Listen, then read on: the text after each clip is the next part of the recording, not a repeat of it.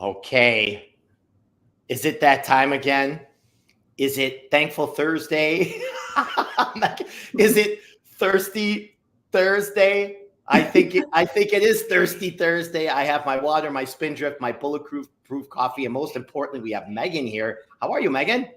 Good. How are you this morning? I am doing great. I hear an echo on your end, so something needs to be turned off over there. Okay. You still hear it? Yes, I do. There we go. Got it off. I had to adjust something over here. Okay, we're good. Yeah, so, I love Thursdays. I remember back in the day when I was going to college, it was always like Thursdays started the weekend. Mm-hmm. And it still kind of has that feeling right now, doesn't it? Thursday's the new Friday. Yeah. Thursday's the new Friday. I absolutely love that. Yeah, we'll wait for a couple more people to come on. And of course, we're live on Facebook and on LinkedIn, YouTube, Instagram, and we will share the replay on Spotify and Apple Podcasts. Megan, got them all. Yeah, we got them all. And I absolutely love your background and that chandelier and everything you got rolling there. Oh, it's just tight. Yeah. Yeah, it's always the opposite side. Yeah, that's good. All right. Let's see here. I think we have a quote from Megan, which is super awesome. I always ask guests to bring one of their favorite quotes because I think it's a great way to start the live stream and to get things going. So, Megan, why don't you kick us off? All right. So this morning's quote is from Dr. Wayne Dyer. When you change the way you look at things, the things you look at change.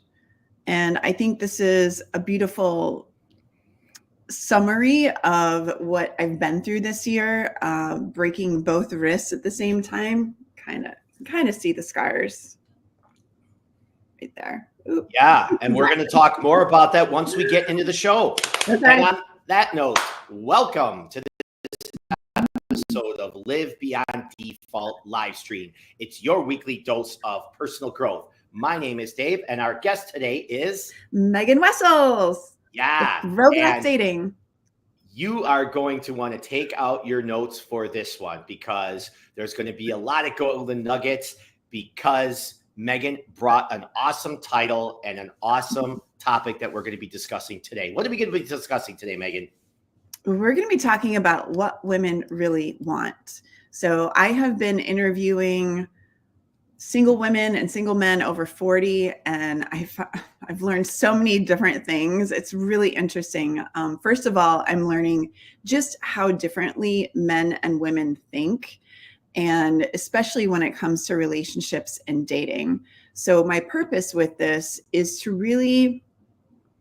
help the men to share what women really want so that I can bridge that gap between what women want and how men really want to show up for us, because they want to show up for us, but there's this like blank space where nobody's really talking about certain things and there's a lack of communication. So really trying to bridge that gap. And I have some really interesting things to share today.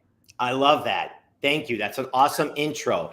And of course, we always want to begin with gratitude because gratitude is the key to happiness. So anybody listening right now, drop one or two things in the chat that you are grateful for. And I'll start with you, Megan. What are you grateful for today? So good. I do a gratitude practice every morning with some gratitude partners that we send text messages back and forth to each other. I haven't done it yet today, though, so I get to start. Honestly, like my dad went to the hospital yesterday and he had a surgery planned and the surgery went very well and he's recovering. So I'm very grateful that he's doing good. Oh, and let's send some love and good vibes your dad's way. Thanks for sharing that. And thanks for also being there for your dad, because those are always tough times to be in the hospital. So it's good that you're there for him. Thank you. Yeah, I'm thinking I'm grateful to have amazing guests on the show like you, Megan. And I'm also grateful. I'm grateful for the seasons. It's been very interesting in Chicagoland because we have pretty much only 2 seasons, and the summer is holding on. It's like we flip over to winter and we go back to summer because it's been warm out and it's been cold and we've had sunny days and we've had rainy days and we're on this cusp. And I think it's a great metaphor for so much of what's going on in the world and in life, that the weather is going to change. Megan, it's kind of like the divine feminine, the weather. She is the ocean. She is the weather. And she goes in hard, and I love it.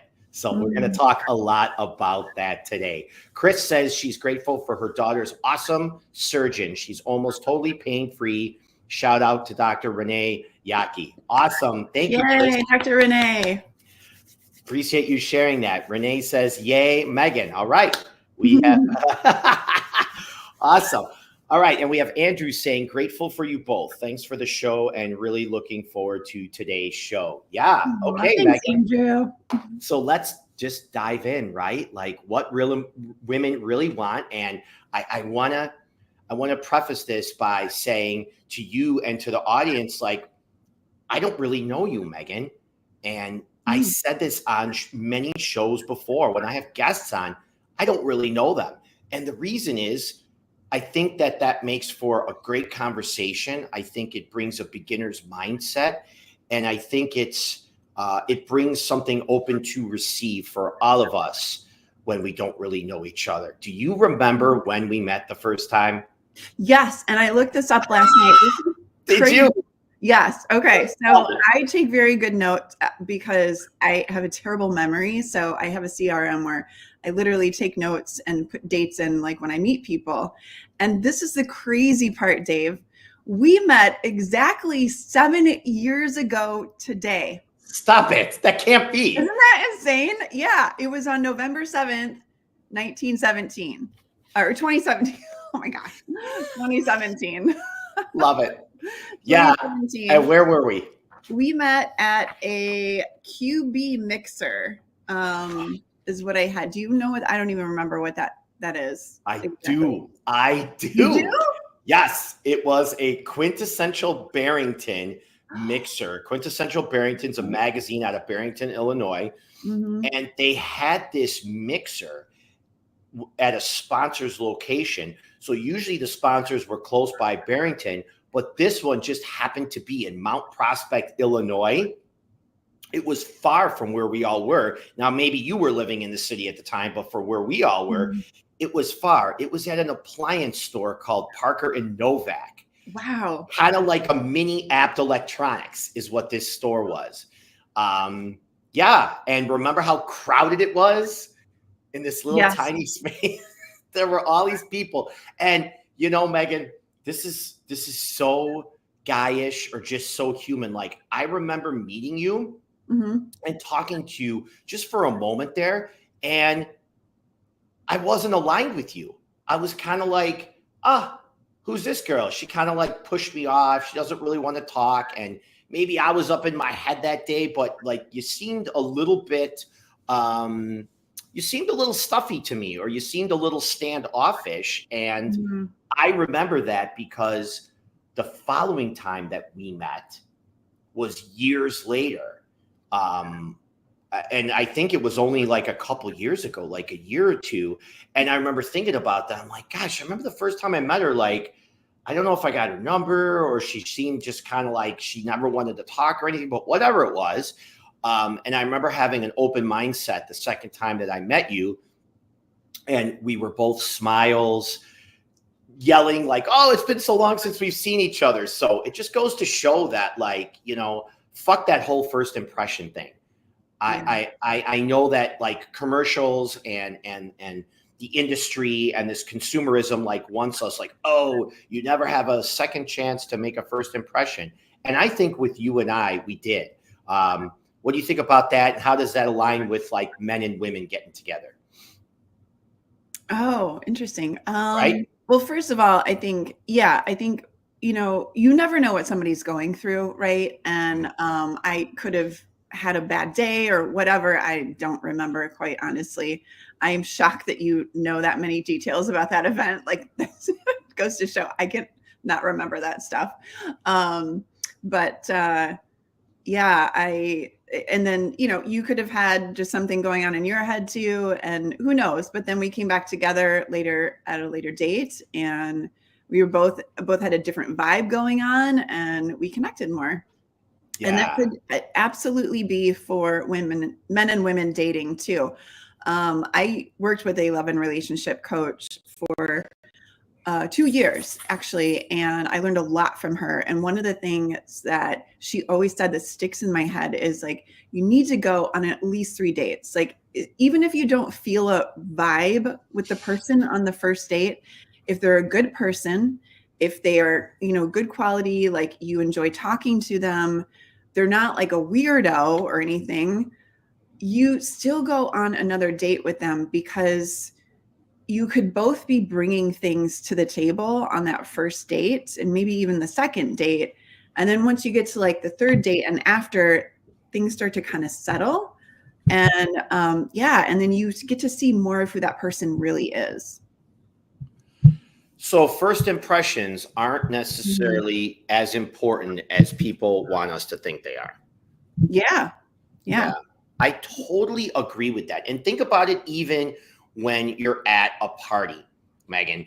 Like, you say hi to someone, or you smile at somebody, or you walk by and you give somebody a high five that you don't know. Well, you're going to be in that party for the next couple hours, probably. Mm-hmm. You're going to be talking to that person again, or numerous times, or bumping into that person. So really, that first impression, even in that microcosm of like a party or an event, really doesn't share the story. And like you said, I appreciate that. Like, Mm-hmm. who knows what was going on in your head? You never know. David Goggins says it. You don't know me, son. And who knows what was going on in my head? I know everybody Mm-hmm. thinks I'm perfect, but it's not the case. I got a lot of head trash. So yeah, I might have been coming from a place of scarcity. I might have been coming from a place of, oh, why don't people like me, or what's happening? Something was missing in me. And here, oh, she's not paying attention to me. It's like, no, she has a life, dude. Leave her alone. She's fine. You're fine. Go on with your shit, right? Mm-hmm. Yeah. Well, good for your dating coach, and good for you. I really love that share. Do you want to talk a little bit about maybe your younger side, like growing up? Was there something that maybe sparked you into this world of the masculine and feminine polarity, and how this all evolved? Like, was there a tipping point for you, or was it something on the playground? Maybe boys threw rocks at you. I don't know. No, I wouldn't say like there was like I do remember the very first time that I actually realized that boys and girls are different. I remember, I think it was like it must have been 5 years old. Yeah, I think I was in kindergarten, and I came home from school, and I was planning in my head, I was planning my birthday party. And I told my mom that I wanted to have a sleepover with boys and girls, like all my boyfriends, you know, guy friends at school, and all my girlfriends. And my mom was like, yeah, that's not going to work. Like, you can have girlfriends stay over, but not boys. And I was like, but why? And she's like, well, you know, boys and girls can't sleep together in the same room. And I was so confused, but that was the first time that I remembered learning that, oh, we're different. Interesting. How old were you? About 5 years old. Megan, that's so awesome. Like, I'm smiling, I'm blushing, because I could just imagine like you and your friends, and yeah, this is normal. And your mom's like, no, this is not happening. Yeah. Like, why can't we all have a sleepover? Like, I was party planning at 5 years old already. So I was planning the party in my head, and how much fun we were going to have with this big sleepover party. And I still had a sleepover, but it was just girls. I love that. Well, I know you're going to be planning a big sleepover for all of us coming up in the future, aren't you? Sure. I'll bring my pillow. Something along that line that's interesting. Isn't it cool how when we were kids, we always just said what we want to boys and girls, to girls and guys, and we would be playful and we'd throw rocks. And I don't mean necessarily, well, sometimes we literally threw rocks, but it was more just fully expressing ourselves and saying what we wanted. And kind of feels like that got lost now, doesn't it? Yeah. Societal, impressions, parental impressions, or whoever was the caregiver at that time. Just teaching you, oh, you can't say certain things in public or whatever it is. And you learn, keep your mouth shut in certain times. Yeah. Well, we're not going to keep our mouths shut here. And something that really resonated with me was I saw a post that you did this year. And you had an accident. And I saw a couple posts earlier, but I saw your, let's say, coming out recovery post. Yes. You're coming out, Megan. You came out for us. Thank you. I knew all along something was going on. So you came out, you did this beautiful post, and I'm reading it. And that was the catalyst for me to ask you on this show. Would you share with everybody what happened to you this year physically? How did you grow and learn mentally after getting beaten down? And what are you doing moving forward because of this? Yeah, it's interesting. So I've been on this growth journey. I was really searching for freedom when in journaling. I did some amphibian medicine this year, not plant medicine, it's actual amphibian medicine. I've worked with healers. I've done a lot of work on myself in the last 3 years. It was not long after I did a medicine called Bufo. And Bufo is a timeline changer. And I had been searching for this freedom in my life, and there was something that was holding me back from that freedom, and I didn't know what it was. So I go to work one morning, and at this time I was working in a co-working space. Nobody was there, so I decided to organize a cupboard, and I pulled this bar stool up to the cupboard, very tall. And as I was moving one box from one cupboard to another, I lost my balance. The box was really heavy, and I fell backwards and just caught myself with both my hands and crushed both my wrists. I've never broken a bone before that, and I didn't know how it felt, but I was pretty sure I did some damage. And as soon as I opened my eyes laying there on the floor, I held my hands up over my face, and I could see that the bones were shifted. So I was able to push myself up with my elbows, get off the floor. I do have some head and neck trauma too from it. I'm very lucky. I could have broken my back or my neck, and it would have been hours before somebody found me. I wouldn't have been able to get up by myself. So grateful. So many blessings about this whole experience, and that was one of them. I was able to dial 911 on my phone. Another blessing. It was not in my pocket. It was not in a purse somewhere, which I probably wouldn't have been able to get at. It was sitting face up on a counter charging. I dialed 911, and paramedics were there within 10 minutes because it was in River North.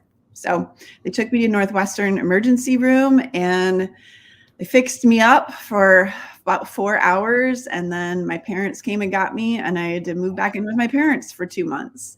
So being 48 years old and living with your parents and being completely helpless, I could not take showers. I could not brush my teeth. I couldn't feed myself. I couldn't do anything. So my parents had to literally, I was like a child again. They had to take care of me.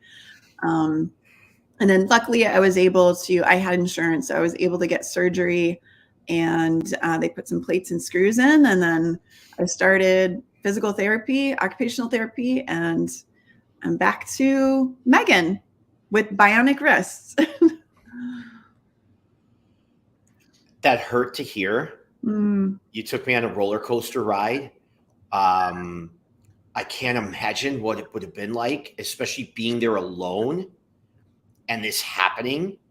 The trauma, the feeling when you saw what actually happened to your wrists. Mm-hmm. And thank you for sharing that and opening up, because I didn't know this story. I'm sure a lot of listeners didn't know the exact story that happened, and it's time for us to get that out there, because now you're at your parents' house, Mm-hmm. and you can't shower, you can't brush your teeth.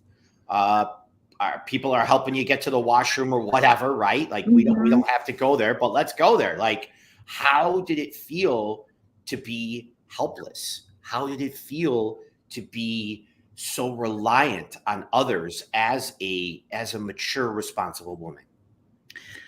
Honestly, and this was a big part of the post, is that I realized I had two choices. I could be in victim mode and I could feel sorry for myself, like, oh, why did this happen to me?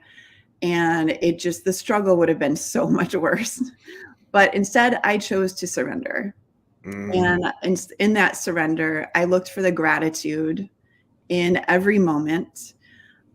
Being able to spend time with my parents at that age was such a blessing. Getting to know them more, them getting to know me as an adult, healing things with both of my parents while I was there, learning, just having that time for me to be still, to meditate, to walk in nature, and not worry about work, because that wasn't my concern at the time.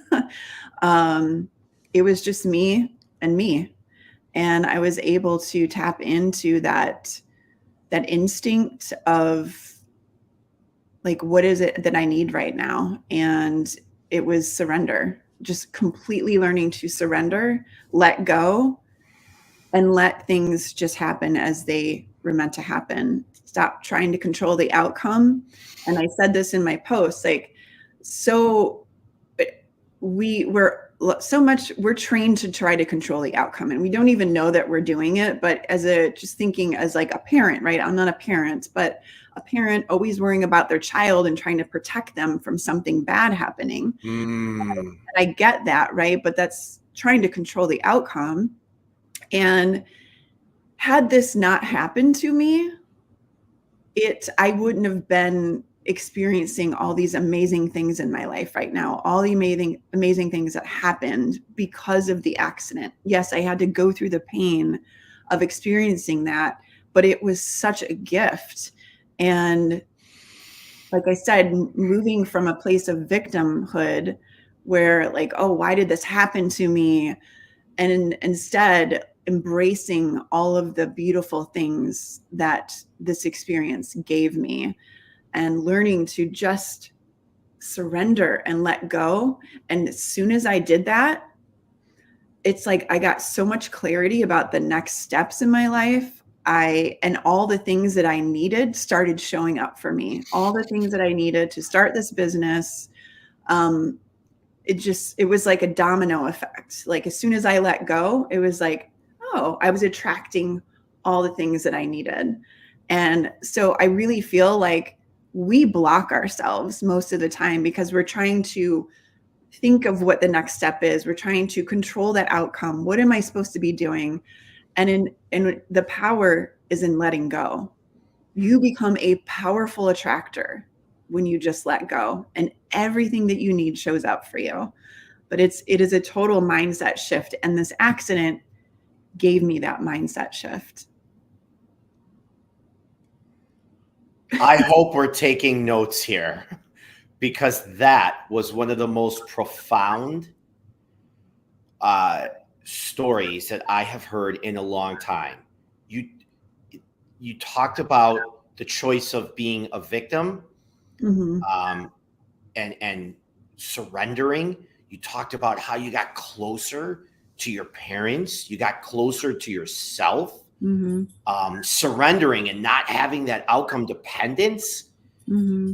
Yeah, there's so much in there, and also this trauma and this beating you down took you to a place of perhaps some clarity of what you wanted to do moving forward, and maybe Mm-hmm. that essence inside Megan to now allow the opening to share your gifts with the world. Yeah, it was so profound. It was like, I feel more aligned in my purpose than I ever have. And I've been searching for this. This was the freedom I was searching for. And the only thing that I had to do was surrender and let go. And it all came to me. And that was my lesson. And so I had to have that accident in order to have that lesson and to receive that. And to learn to receive too. That was a big part of it. Because when you're hopeless, when you can't do for yourself, you have to let others do for you, you learn to receive. And so many people showed up for me, friends, people reached out to me. Oh my gosh, it was the most beautiful outpouring of love that I have ever experienced in my life. From my parents who showed up for me and took care of me. I mean, literally like getting up in the middle of the night to take me to the bathroom. Like, it's, that is true unconditional love. And all these people, friends from LinkedIn, people who reached out to me and in concern and asked how they could help. People sent me gifts. People sent me food. I mean, it was incredible to receive all of that. And all I had to do was surrender and just let it come. And it was so beautiful. And if I would have been in victim mode, I wouldn't have been able to fully receive and feel all of that love from other people, because I would have been stuck in my own head about what all my problems were. But in surrender, I got to be lifted up by all of these people. And it was such an incredible experience. Wow. I want people to start delivering me food. Thank you, Anya. I had to say that. So in your surrender and not getting in that victim mode, yeah, look at all those people that showed up for you, and look at all the people that showed up right now listening to you. We're going to read some of these comments here. If you're just joining us, we are on Live Beyond Default live stream. It's episode number 76. We're with Megan Wessels, Divine Feminine, the goddess of surrender and receiving gifts and giving her gifts to the world, right? I'm going to call it Shakti in Flames. Like, I just love it. I'm burning up here. I know everybody else is while they're listening. So Anya says, wow, you are an incredible woman. Nate Rubin says, just got here, excited for the collab. Carolyn says, thank you for your vulnerability and sharing. It's inspirational and empowering.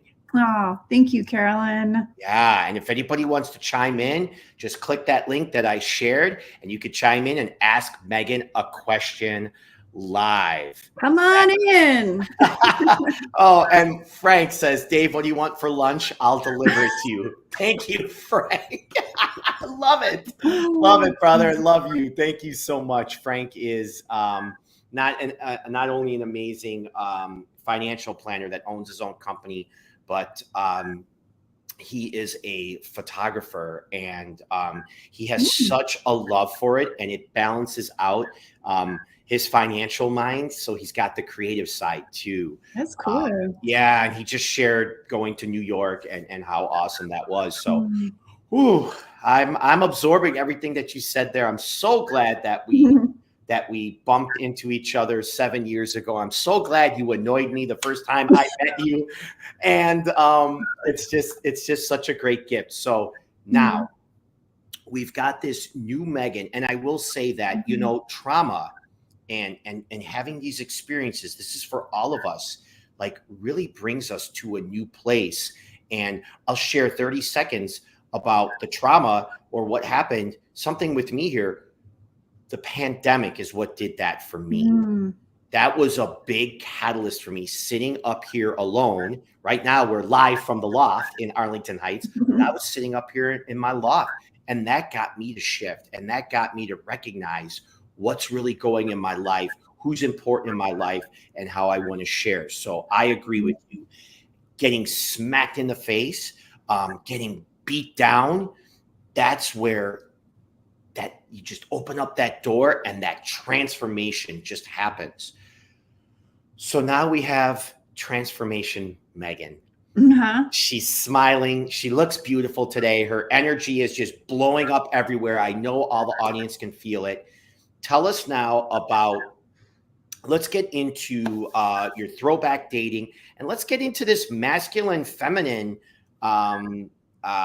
polarity, and why we can't surrender, and why we have outcome dependence when we're meeting men and women. And so much of what you said applies into the dating relationship and the world of love. So start off with where you came up with the idea for this this creation of yours. I met a woman, this was before the accident. I met a woman who's a dating coach, and she had this idea to do upscale events for singles. And then we talked about partnering, because at the time I was doing event planning. And thanks, Kevin.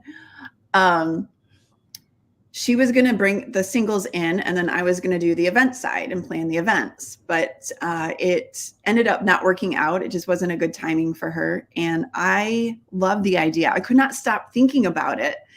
It just kept lingering there. And so I started talking to other people about it, and people who were single over 40, everyone was like, this is a great idea. I love this. Please tell me when you start doing it. And then I started doing research, and I was like, you know what?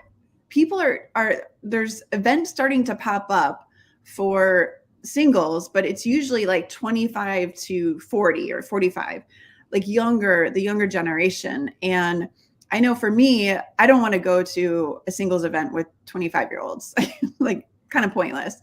Come on, Megan.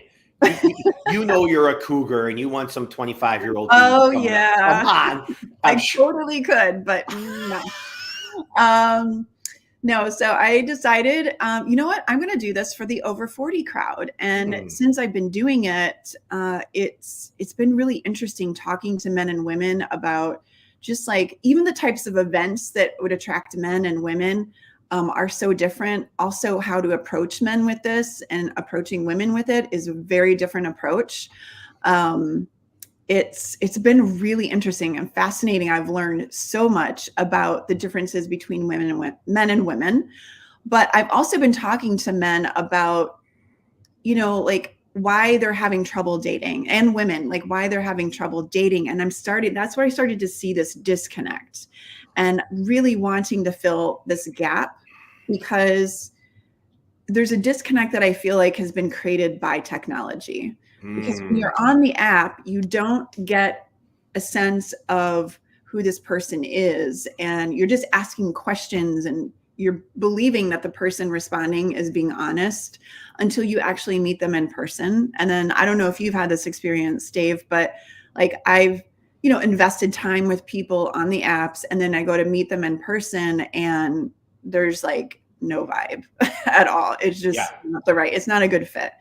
And I was like, oh, well, had I met this person in person first, we could have had a different conversation and maybe realized that there was no vibe there. But with the apps, and then it just, people have a wall up too with the apps, you know, it creates this, you can be whoever you want. So there's no accountability, and people stop showing up as their full selves because there's no accountability to do so when you're on the apps. And I think that's where this disconnect really started to happen. And so women kind of went their way of like, oh, well, I guess I'm going to be single, then I'm just going to focus on myself. And so they started focusing on themselves and they went one way. And then men are over here like going a different direction. And now what used to be the reason that men and women came together, right, years ago, where the men were the financial providers and the ones that care for the women, and women now have their own careers and they're growing. They don't need that anymore. And so men are confused about how do we actually show up for them, because it's not the same way it used to be. And having that technology just like created that divide. So yeah, so I did a survey, I think I mentioned to you on LinkedIn recently, and I asked women, what is the number one quality that attracts you to a masculine man? And I gave, I'm going to see if you can guess which one, Dave. I gave 4 different examples. 1, confidence. 2, decisiveness, protectiveness, or sense of purpose. They're all on the list. I would say confidence. Mm-hmm. Confidence was number 1. Yeah. Decisiveness and protectiveness and sense of purpose came in. They were tied for 2nd place, and then decisiveness was 10%. That was the least. But yeah, confidence. Well, I have a couple thoughts on what you just said there. So this dating divide part of it is because you don't have accountability on the apps. And you said you're back. We're back. Okay. Yeah. You said something about I saw you clip off for a second. We're all good. So you said something about on the apps, and that's the divide, and there's no accountability, and then you go and meet somebody and they're a completely different person. Well, I found that interesting because you hear so often from women, oh, he seemed like a really great guy, and oh, he was so nice in this. And then I'm listening, and before they finish, I say, yeah, and then what happened? And then the true person came out. So again, it's that first impression. It's how people are putting themselves out there. And the funny thing is, I always look at it the opposite, because when I go out and I'm meeting people, anybody, right? It doesn't matter. There's no purpose. It's just growing a community, and it's who I want to surround myself with. Out of 20 people, 15 are going to be like, I don't want to be around this guy. 4 of them are going to be on the fence, and 1 of them is going to get me. That's the way that I look at it. And I'm okay with those numbers, because I don't want to be surrounded. I don't need to have 500 friends. I don't need to have that. What I want is true connection with people. And there are so many times where people, I'll see people get turned off, or somebody will say something because I'm pretty blunt when I meet people. I say what's on my mind, and people don't like that. I always say, I'm like, the funny thing is, I'm the exact same dude that you're meeting right here. I'm the same guy when that door is shut and I'm by myself, or I'm with you creating a business, creating a friendship, or creating whatever with you.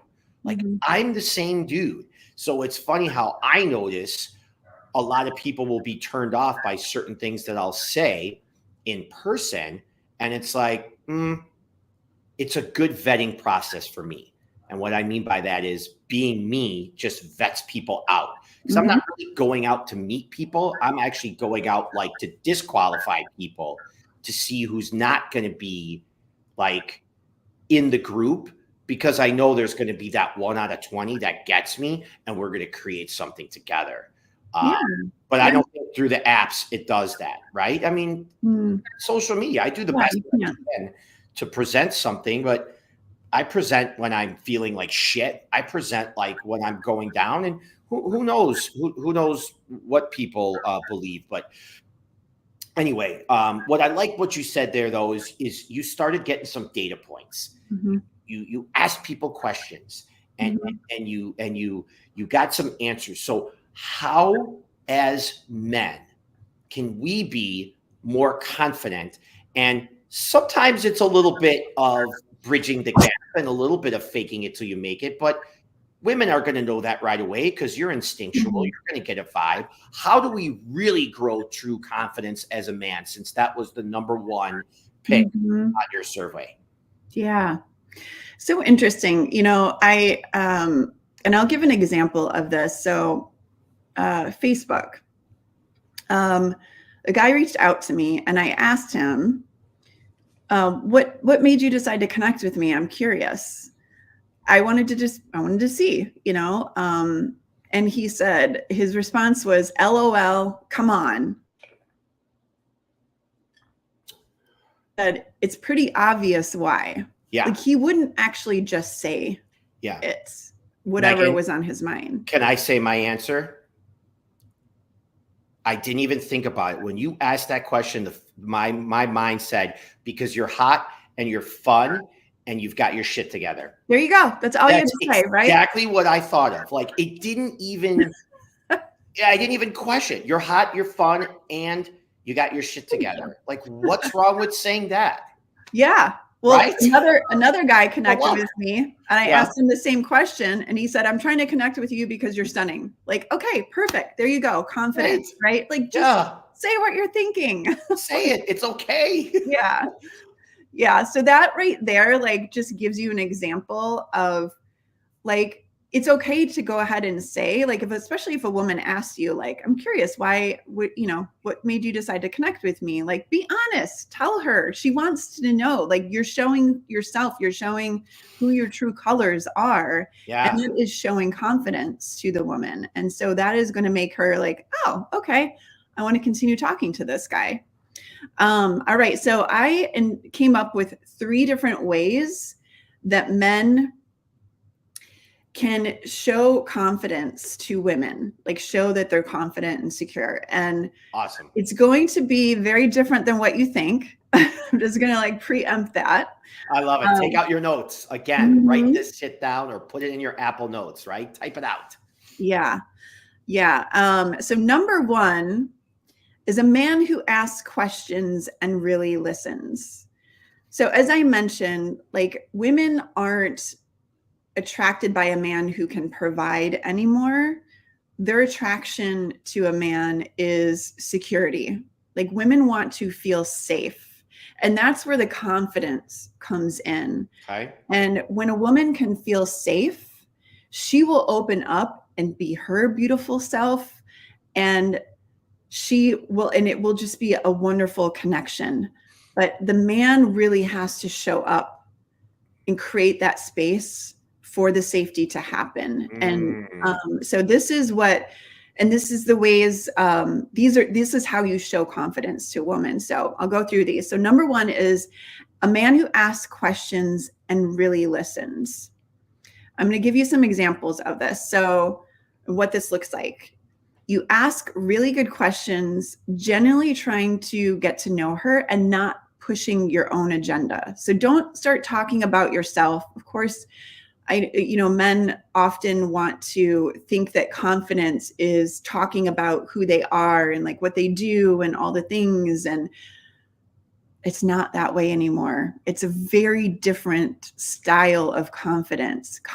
Showing her confidence is being okay to just not talk about yourself and listen, ask questions, getting to really know her,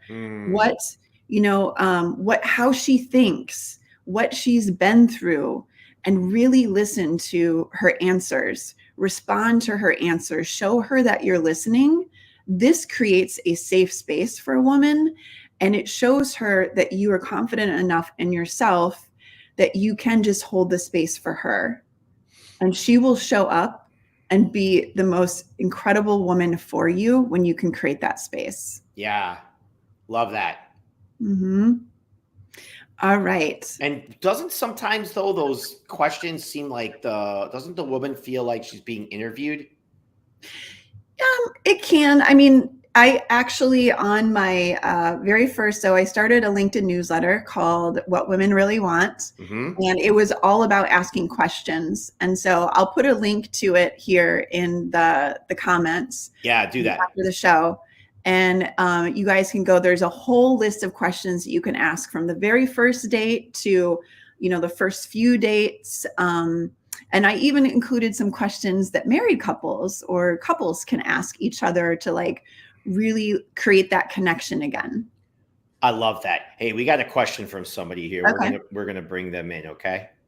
All right, Mr. John, you got to add your microphone. You got to put your mic on, my friend, and your cam before you can come into stream. This is a live stream, so we'll click you up. Megan, what's the next one? All right, number 2, a man who knows himself. And what this looks like, and I know that you do, Dave. I can totally tell you're a man who knows himself. It's being analytical about your own history and wanting to get to the root of why you are the way you are. So doing that work to understand who you are, because when you understand who you are, you know who's a good fit for you. You know who isn't a good fit for you. You can find that mutual connection, like the people who are right, so much quicker, and you know yourself. Like you're not afraid to show somebody who you are, right? Yeah. That's I like that. So you, Dave. And then it's also taking 100% responsibility for yourself.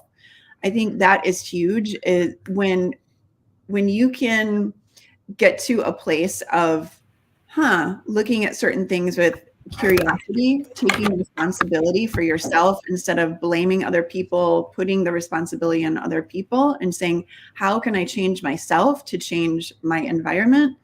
Like that's huge too. That really shows that a man knows himself, and it's a beautiful thing for a woman.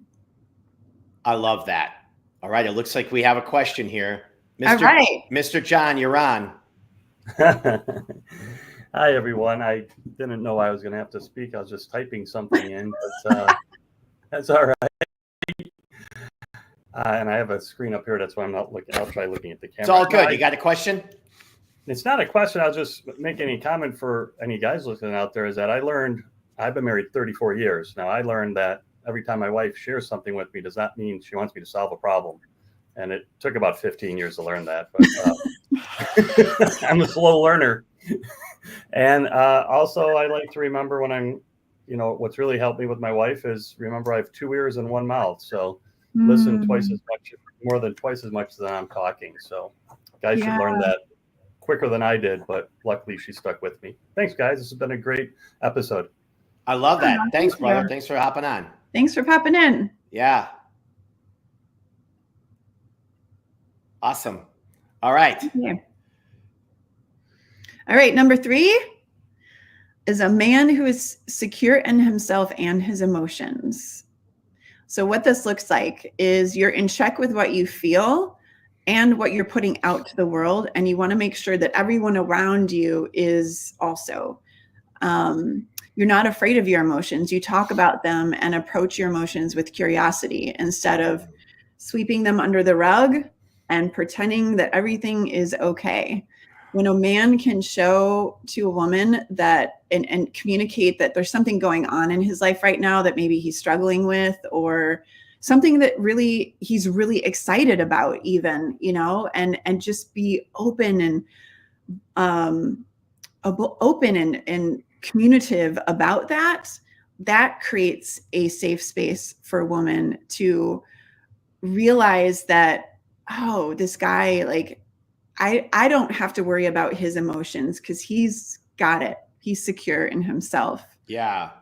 And it's also recognizing emotions in others and not being afraid of those emotions. So if, like John was saying, like if his wife is going through something, being able to show up for her and be that safe space for her to share what's going on, not being afraid of her emotions. And that shows so much confidence for women. It really it lets women know. It's almost like a woman, when she experiences these 3 things with a man, she knows that she never has to worry about anything. She never, if shit hits the fan, this guy has got it. He will take care of things. He's secure in himself. He will ask for help if he needs to ask for help. Like, he's got it. And the woman, she shows up in her divine feminine and she creates the other magic in the relationship. And it's a beautiful match. But this is like, I wanted to share because these are the things that women are really looking for in men. Yeah. That create that really great connection. Yeah. And those are amazing. And yeah, we're taking notes and we're learning from it. So a couple things. You mentioned, Megan, about dating and the point that we've got to right now, and really tapping back into our masculine and our feminine. Couple things. It seems like there has been a feminization of men over the years. What does that mean to you? Those traits that you just mentioned right there are not celebrated. Like, true. They're not celebrated. True. And even from a physiological level, when you look at the food, when you look at what's being consumed online, when you look at the scientific statistics of testosterone levels of a 50-year-old now compared to a 50-year-old 100 years ago, it's night and day. Yep. Feminism is a great thing. I also believe, and not a lot of people believe this, that feminism also created a couple of things that aren't so good. Number one, women have become more, have put on more masculine traits where that's not hot. And guys have become more feminized, and you can't say what you want to say.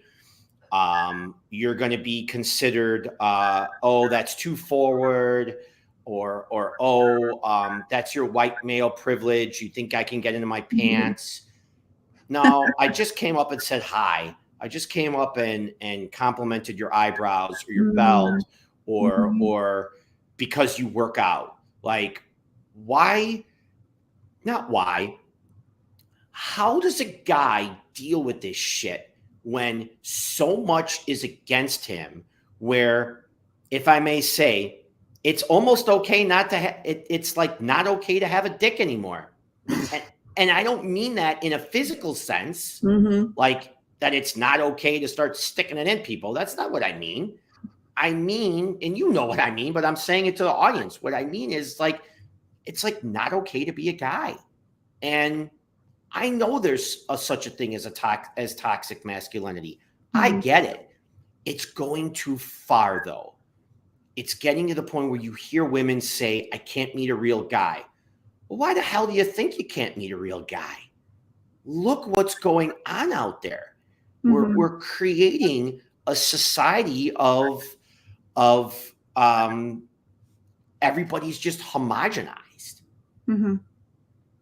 Okay, so a couple things. It's a lot of shit I said there. Yeah, there's a couple things to unpack here. Yeah. I'll start with the women. Okay, so with women, it has been a very confusing time for us too. So women are no longer homemakers, right? They're not in the house. They're out in the work field, and they're working in companies where it's a very masculine environment, and masculine traits are promoted. They're rewarded. And so I literally had this issue too before I started doing the work, because I was in sales in a manufacturing company. I was surrounded by men all the time. And I had this experience where I went to a singles event with a girlfriend, and she left with a guy and who just like was literally following her around, like they were making out in the corner. He came to the next bar with us, and I went up to a guy at the bar, and he didn't, like, we had a great conversation, but that was it. It ended there. And I couldn't figure out, like, how did she attract this guy? And like, I talked to a great guy and he didn't want anything to do with me. And she said, Megan, you need to learn to leave your balls at work. Like, men want to be the hunters. Men want to come to us. So give them a sign, like, look at them, and it's the equivalent, she said, the equivalent of like dropping a hanky, which women used to do way back in the day to signal to a man, like, it's okay to approach me. And so, yeah, I think women have been going through their own changes and experiencing these things, and it does create that disconnect, right? So now women are taking on more masculine traits, not even realizing it, because that's rewarded in work. On the other side of it, yeah, I love that. I just wanted to say, like, you brought up such a good point there in regards to all I wanted to say was, it doesn't mean when you if you drop the handkerchief or you give someone a look or you leave your balls at work, that doesn't mean that it's okay for guy. That doesn't mean you're opening the door for sex.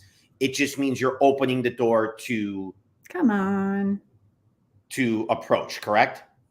Okay, I missed what you said there. Say that again. Dropping the handkerchief, leaving your balls at work. It doesn't mean you're opening up this for a guy to do this. What it means is you're just being open to be approached, correct? Yes, exactly. Got it. You're creating that signal to a man, like, it's okay to approach me. I'm interested in you. Love it. Keep going. All right. So for men, let's unpack what you said there. So I heard you say that men, it's becoming like men are becoming more feminine. I don't necessarily look at it as feminine, because I look at it as a healthy masculine. It's part of the masculine, like the divine masculine, but it's just been suppressed for so long because men growing up learned that if you show emotions, you're a pussy, right? You're a girl.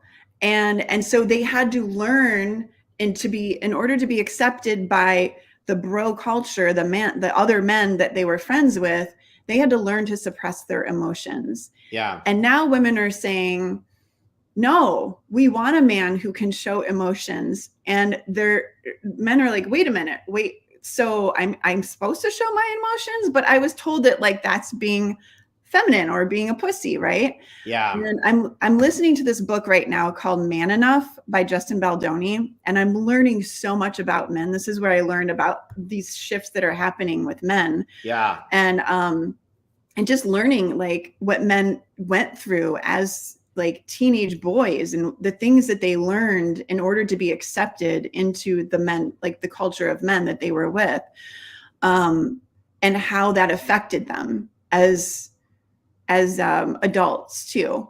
And so, and so when I share these three things, I know it does sound more like a feminine man, but it's not. Yeah. It's a healthy masculine. These are parts of the masculine, divine masculine traits, but they were just not rewarded growing up. They were actually the opposite of being rewarded. So I agree with that. Did we freeze again?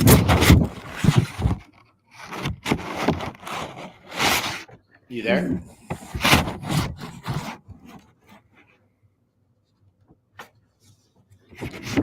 Mm-hmm. You back? Are we back? I'm back. Okay, good. Sorry Yeah, about this, guys. I agree with that. Mhm. That the emotions have been suppressed, but it's beyond that though. It's beyond what you're even saying there. Like, a guy can't even go up to a girl, is afraid to go up to a woman and talk to her and say hi. Yeah, but that's where the confidence comes in. Like, we don't want you to be afraid. We want you to come up and talk to us. And just, it's like, okay, so if you were to go talk to a woman, like, what would you say?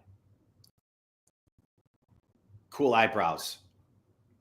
I would compliment her eyebrows, or it's all situational. It's whatever the vibe is that's going on in the room. And I don't want to talk about, like, logical bullshit, right? Mhm. Like, where do you work? I don't care where you work. I don't even care where people work at networking events. I just want to meet them, see if we vibe, and then we could talk about creating a business or creating wealth and abundance together. Okay. Like, I just want to, hey, that's a cool this, or there's so many things to talk about, but it's always in a situational moment, right? Yeah. And Exactly. I like to go more emotional when I'm meeting with people, because I believe like that's what we're connecting on. Like we're not connecting on the numbers. We're not connecting on what we do. We're connecting on what we feel. And and you mentioned a book. I want to mention a book here that I think is super important, by David Dita. It's called The Way of the Superior Man. And this book came out. This is like the OG book for guys. Read this book, guys, because it Can we came also out. talk about Heather's quote here? Yeah, we're gonna talk about that. Okay. So Heather brought up something good, but yeah, we're gonna give your book also. What I like about this Way of the Superior Man is it really talks about masculine and feminine polarity. And any woman that's ever picked up this book at my house has said, I wish every guy would read this book. I feel the same way about Man Enough. It really has. I mean, it's opened my eyes, and I think it will open a lot of men's eyes too.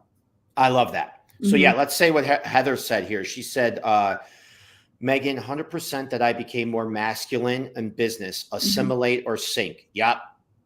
And here's a big one. My husband expects me to do the same because it has been drilled, but I don't want to. I don't want to be taken care of. I don't want to run everything.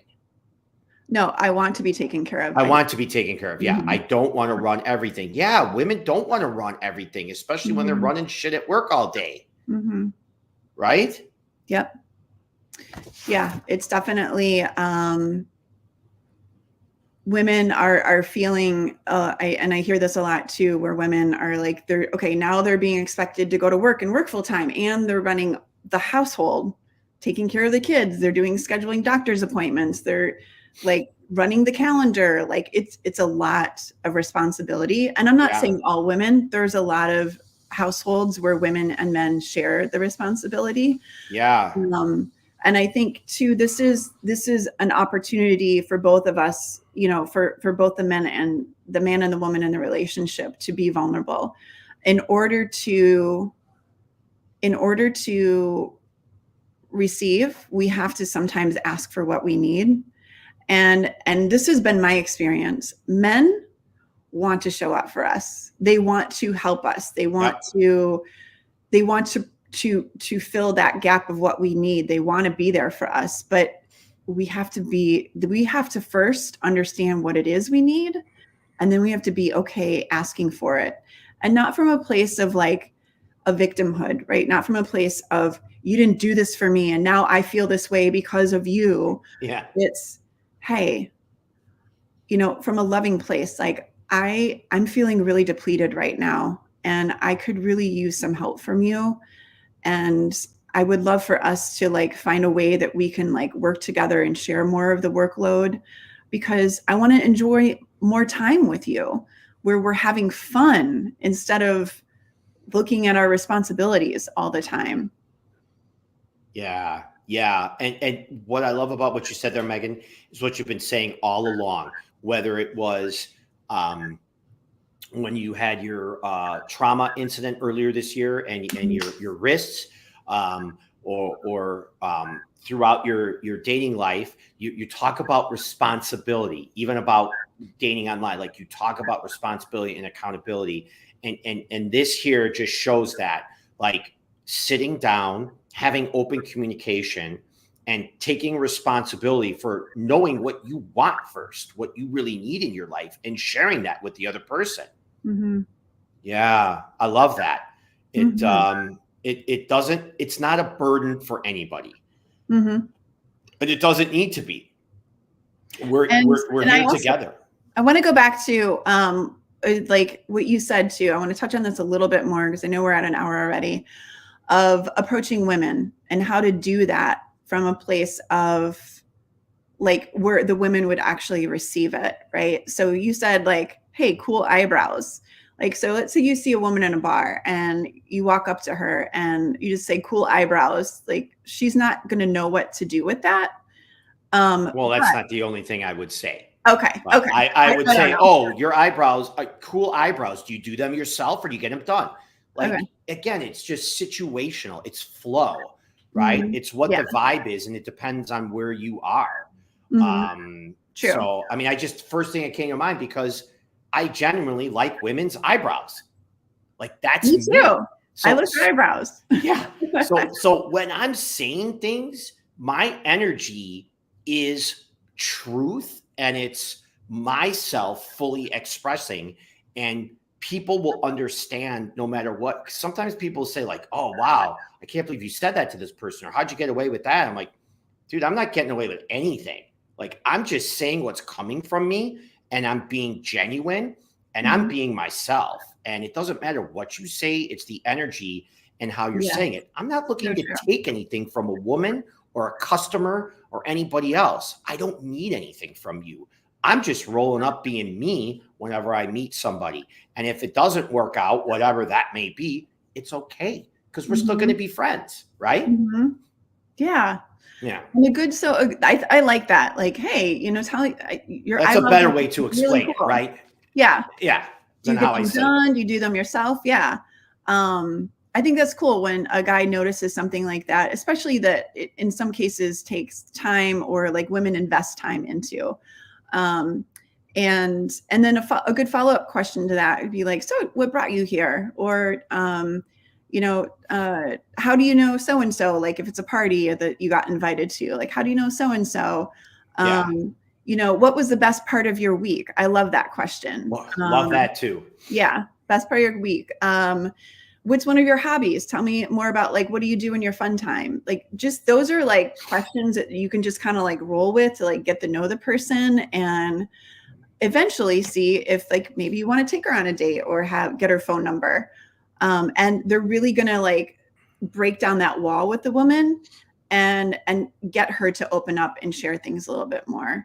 The key is really listening, but yeah, having those great questions like in your back pocket, you know, just to kind of like break the ice with someone, and then you take it from there. And then go to my LinkedIn newsletter, and you'll get a whole list of questions that you can ask on like the early dating stages. Yeah, I love that. Yeah, we are at a little over an hour here, so we got a couple more questions, and then you and I will kind of we'll wrap up here. Not kind of, we will wrap up here. It was brave of you to put that out there, Dave, and great response to that by Megan. Yeah, you know, I like sparring, and I like going back and forth, because we're not going to agree on everything. But what we are going to agree upon is that we want to be happy, right? We want to be loved. And we are going to take responsibility and inventory for ourselves. We're going to be self-reflective, and we're going to call each other out on our bullshit if we don't feel like something's right. And that's true friendship. I think that's true humanity. I've been saying to people all week, I don't care what you identify as. I don't care who you sleep with. I don't care who you vote for, or I don't care who or what you worship. I care about what's in here. I care about what the vibe is that you're putting out. And I care about, are you showing up in the world every single day, your best self, or trying to be your best self? And are you bringing value? We owe rent every single day to our creator, whoever that is. I don't care if it was an ape or a goddess, whatever it was, we owe rent for this life every day. And it's about time that we start showing up, all of us. I'm talking about me too, when I'm not feeling good. And it's the same with what Megan's saying, I believe here, is like, it's about time that we start showing up as men for women. And it's about time that women start showing up as women for men. And getting it together, getting that polarity going. It takes that polarity, or else you're going to bump, and it's just not going to work. And it takes some work to unlearn the things that we've learned, right? With women in the workplace, and, you know, having to be that masculine and take on, like, be the doer. That's a masculine energy, and it is needed sometimes, but when we can take that off and let the man do for us, like, oh, it's so good. But we also have to learn to receive. And then for the men to be okay, you know, like showing emotions, being open about what's going on in their life, really communicating like, hey, I've had a tough day, and I would really just like to talk this out with you. And then the woman holding the space for that. And holding the space is so, you mentioned that before with guys holding the space, and then you mentioned this for women holding the space. Megan, for those who don't know that, and to just teach us all, like, what does it mean to actually hold space for somebody? What is that? That's such a good question, Dave. I love that. Holding space means just like this. It's just listening, being quiet, listening, reserving your own judgment, not wanting to fix the situation, just being, listening, contributing in a way that the person that might, share some insight of yourself with a person that would help them. That's holding space for someone. Love it. I love it. Yes. And I love that we both paused, just like, Yeah. It's like we're both right next to each other, even though we're not. And and you held space there very well. Thank you. I appreciate that, because I get excited on this live stream. You can tell I love doing this. Let's go through some of these final comments and we'll close out the show. You cool with that? Love it. Yep. All right. Kevin says, women don't want a man that's too emotional. They want a man who is stoic. What do you think about that stoic man? If there's a woman, well, first of all, I think that's a generalization, because that's not what I want. I think there are women out there who are not in touch with their own emotions, and therefore a man who shows emotions scares her, because she doesn't know what to do with that. She doesn't even know what to do with her own emotions. So if you are a man who is showing, you're able to show your emotions, then a woman who can't accept that is not a match for you. Love that. Thank you. Men, I believe, just need to be themselves when they approach a woman. Authenticity. Love I like that, Frank. Thank you. Heather says, Kevin, it's an individual choice. Depends on the person. All right. I like that. Oh, looks like we're going East Coast, West Coast here. So Kevin says, Heather, opposites attract. The masculine has to be attracted to the feminine and vice versa. If a man is acting feminine, it's a turnoff to a feminine woman.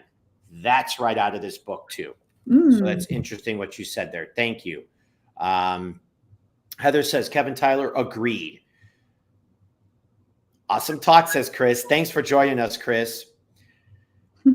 Heather says, thanks, Megan. I like the suggestion for vulnerable convo on needing help. Yeah. Thanks, Heather. Thank you, Heather. You got this, girl. John, who chimed in earlier, trust and communication. Jack says, Megan, thank you for sharing. And Heather says, yes, Dave, it's not about putting on the act to get a chick. It's about meeting someone and building a connection, like networking. Yeah. Just be better humans. And Kevin says, true. All right. How would you, Miss Divine Feminine, like to end this show? Because I'm just going to say, we're coming to the close of episode number 76, Live Beyond Default live stream, your weekly dose of personal growth. And if you watched and listened live, we so appreciate it. And if you're on the replay, of course, share, like, and comment. You could see us on Spotify or Apple Podcasts, and the replays are also on LinkedIn, Facebook, and YouTube. How would you like to close out the show, Megan? Love it. First, I want to say thank you to Dave. This is an incredible platform for people to share, to serve in a big way, and absolutely love what you're doing. And so grateful that we reconnected in a good way. Yeah. And to remind everybody that the first time the both couple of us met, like, there wasn't anything. Like I said, I kind of thought Megan was, I didn't particularly like her the first time I met her. Right. And we talked about that before. Who knows what she was going through, what I was going through, what was in our heads. Like, we don't have to be so concerned about that first impression, because when the time is right, the time is right. Megan also brought up about surrender and how when she surrendered to trauma and breaking her wrist, or she surrendered to maybe things that she was taught, and recognizing that she could just let go of some of these things, like we're all taught, how it just opens up opportunity to meet the right people, to grow, and to get these ideas from the universe and God that will just drop into us so we can create something wonderful. Yeah. And I think Megan also discussed a lot about accountability and self-reflection and knowing where you are in life as a man, as a woman, whatever your identifying is, right? Like just knowing who you are, being comfortable in your shoes, and recognizing that we don't know what others have been through. We don't know what they're going through, right? I say to guys too sometimes, oh, Dave, like, I don't know, that girl doesn't, or that woman, she doesn't look very happy, or she looks unapproachable. I'm like, dude, she's got the RBF going. That's exactly the person that you walk up to and say hi. You know why? Because when you say hi and you open authentically and genuinely, that RBF, and guys can have RBF too, okay? It goes both ways. It's going to change. They're going to be so surprised that you even walked up to them, that you even had the balls to walk up and say hi to someone, because all you're doing is you're opening and you're saying hi, and who knows what you will create. You know what? Our heads get in the game, Megan, and you know this. There's a theory. My feet are walking faster than my brain can think. I always say, when you see somebody that you want to talk to, whether it's creating a business, creating a friendship, or creating something more, it doesn't matter what it is. Get out of your head. When you get that idea, get out of your head and just start walking. Just start walking up to that person and talk and say something. We are a connected society. And Megan, where are we going to find out more about you, and how are we going to connect with society better? Yeah. Well, first of all, if you listen to this and you got a lot of value, go follow my LinkedIn newsletter, What Women Really Want. And I'm going to continue to put great value out there for you and bridge that gap for the men and women so we can come together and have happy unions. And second, meet me over at throwbackdating.com. If you are single, if you're over 40, if you're professional and you are looking for someone still, and you're tired of the dating apps and you don't want to go to some sleazy speed dating event, come to one of my fun events where we have fun. There's no pressure. It's really more like a networking event where you're doing some sort of a fun activity and you meet other people who are single and high quality. So I have upcoming is November 21st. It's a Thursday. We're going to be doing a bowling event at Pinstripes in Northbrook.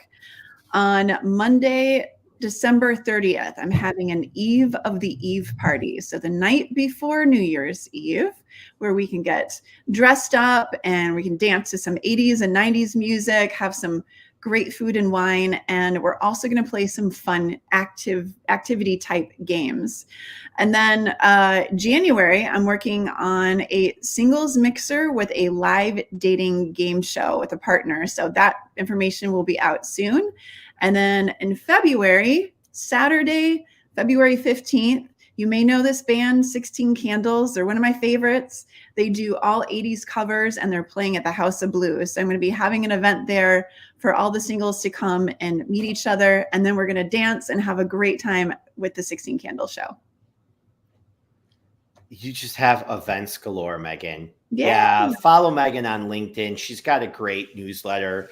She's really doing cool stuff. She's got a ton of followers, and challenge her. If you got a question for her, again, that's part of being confidence. That's part of being man. You don't like something or you're off on something, don't pussyfoot up.